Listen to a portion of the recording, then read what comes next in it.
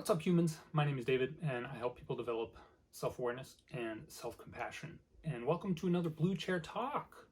These are weekly unscripted talks that are usually, say, 5 to 10 minutes long and are on the topics of self-awareness and self-compassion. And practically speaking, I'll usually be talking about personality and meditation, mostly. And then I also follow them up with a 10-minute guided meditation each week. It's going to be pretty awesome. This is only the second one ever, and I'm so excited to be back. Kind of ridiculous. I'm very excited.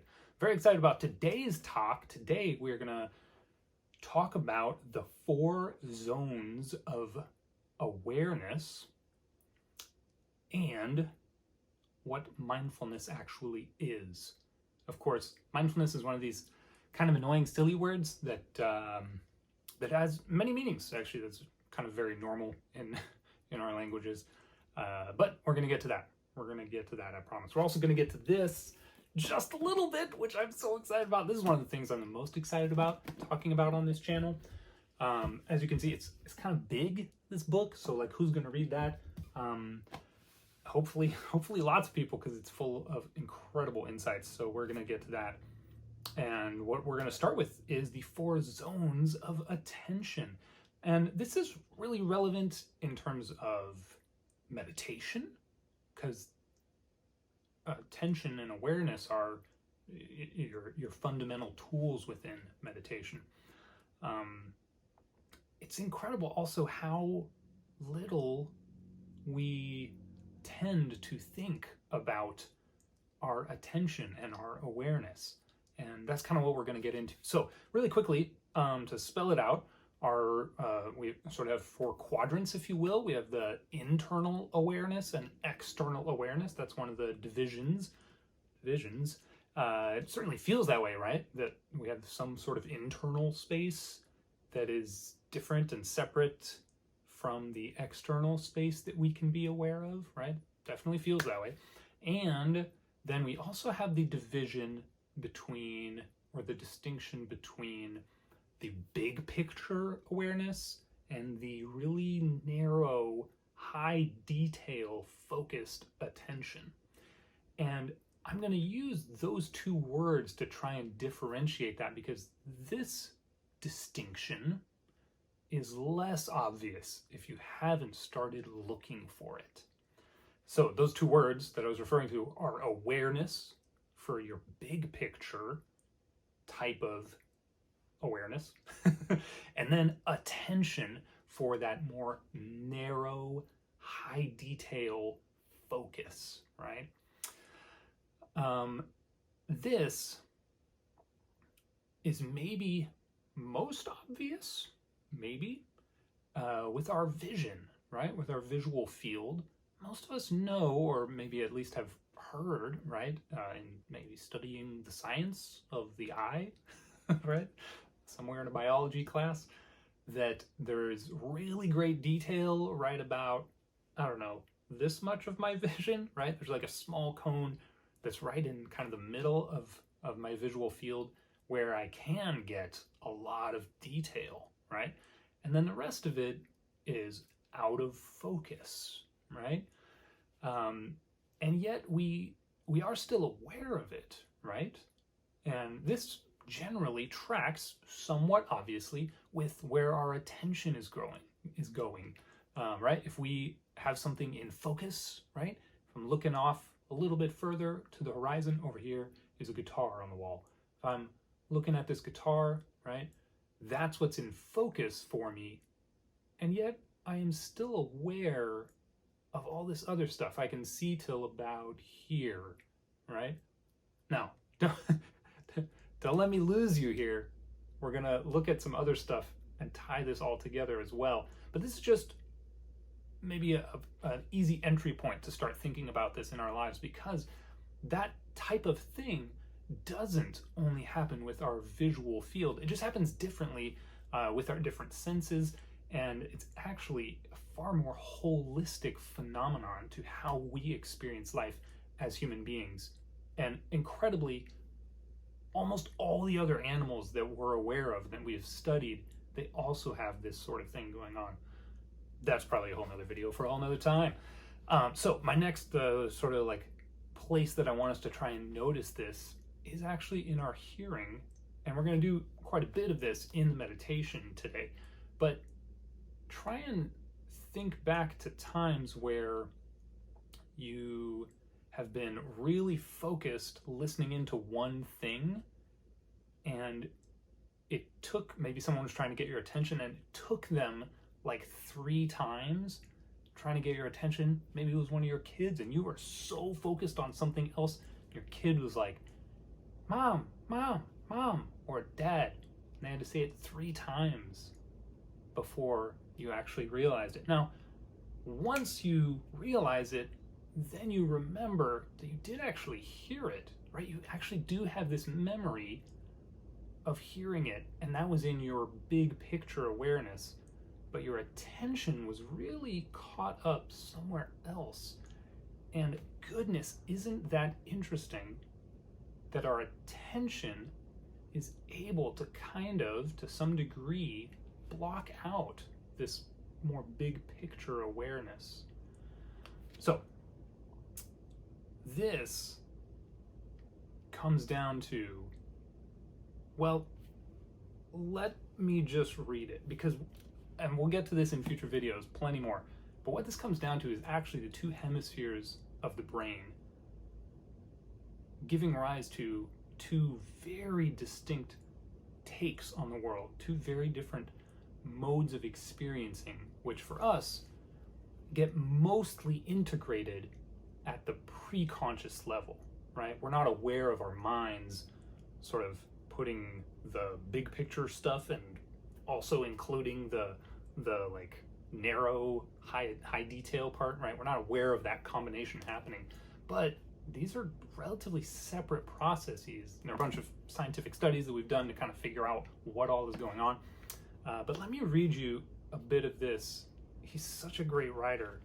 Hopefully I will do it justice, and this will kind of start making some sense of a lot of what we experience in our everyday life when it comes to our attention and our big picture awareness. All right. The brain has to attend to the world in 2 completely different ways, and in so doing, to bring 2 different worlds into being.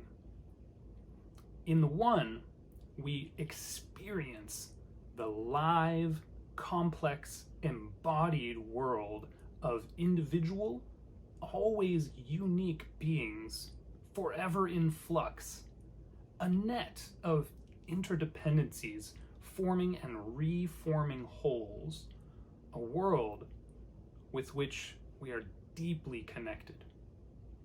And in the other, we experience our experience in a very special way, a re-presented version of it, containing now static, separable, bounded, but essentially fragmented entities, grouped into classes on which predictions can be based. This kind of attention isolates, fixes, and makes each thing explicit by bringing it under the spotlight of attention. In doing so, it renders things inert, mechanical, lifeless. But it also enables us, for the first time, to know and to consequently learn and make things. This gives us power. So, this is your basic introduction to not only the fact that we have this narrow attention and this big picture awareness, but that they serve different purposes. The one, the narrow one, is about us controlling our environment. The other one is the big picture, or our connection to, or our place within the big picture. So much more to say. I cannot believe I've already been talking for about 10 minutes, but that's okay, because I'll be back next week to talk about more of this stuff. I just want to keep going on and on and on. It's really, really cool stuff. All right. Forgive my excitement. Anyway, here we go. We're going to settle into a meditation together. I'm taking a deep breath because I'm so excited about all this stuff. I want to encourage you to take a deep breath and settle in wherever you are. And go ahead and already close your eyes. And again, like last week, I want to encourage you to do this without headphones in, so that you can really take in everything that you could hear in the soundscape. And I'm going to say a little bit less today than I often might in a guided meditation. And what I want you to do is to tune in most especially to what you're hearing. And as different sounds come and go, try to notice what it feels like to be noticing those different sounds. There isn't an exact prescribed answer that you're looking for. There's not really a way to get this right or get this wrong. Just try and tune in to what it feels like, what's happening with your awareness and your attention as different sounds come and go.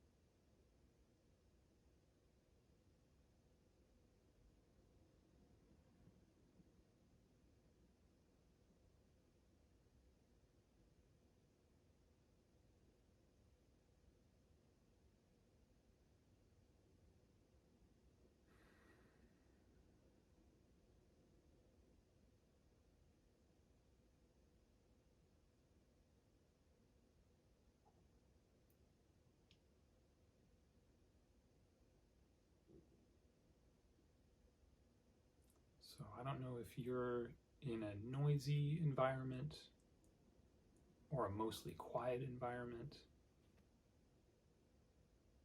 Where I am in the world, it's not a very busy time of day, but every once in a while I can hear a car drive by on the road.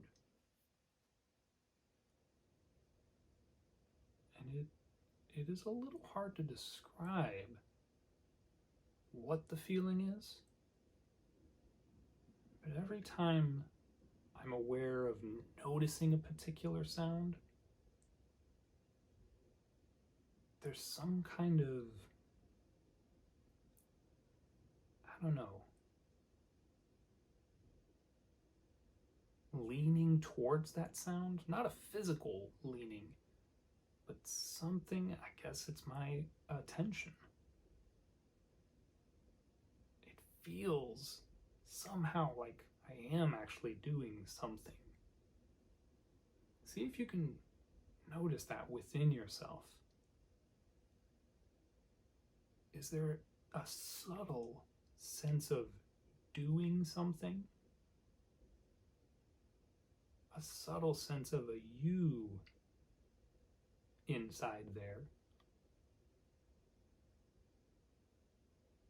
that is doing something.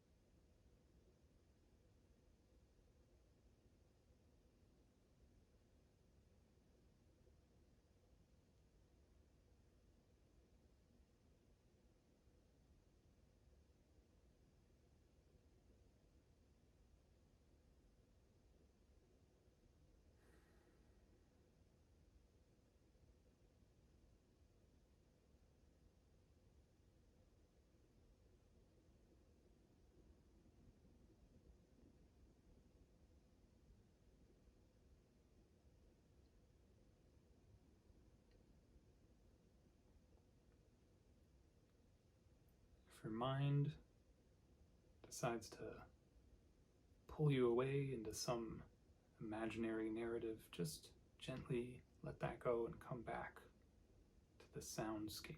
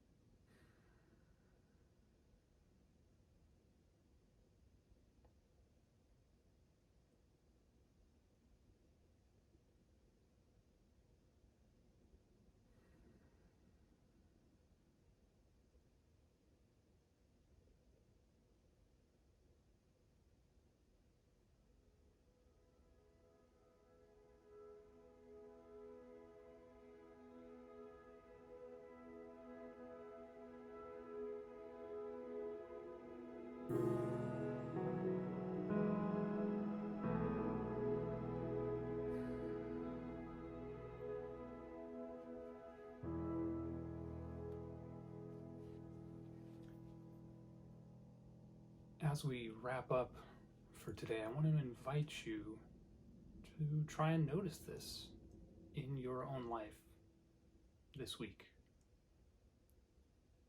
See if you can notice information coming in through your broad peripheral awareness.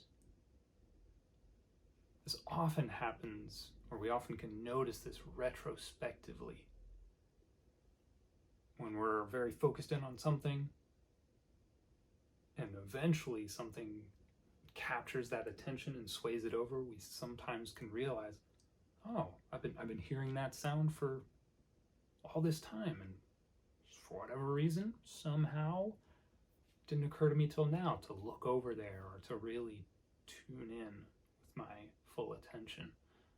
This is a fascinating thing, and that decision of what gets promoted from sort of subconscious or peripheral consciousness into the full center awareness, that's not usually something we have great control over. And that is actually where mindfulness lives. Mindfulness is the harmonious relationship between peripheral awareness and this more narrow, highly detailed focus, attention that leaves the rest of it out of focus. All right. Such exciting stuff. If some of this was confusing, please put your comments and questions in the comments down below, or hit me up by any other means. I will be checking all the channels. Love to hear what questions this sparks for you, or if this brings any new insights into your life. I also look forward over the next few weeks to talking more about attention and awareness, how we tend to experience it, and this book here.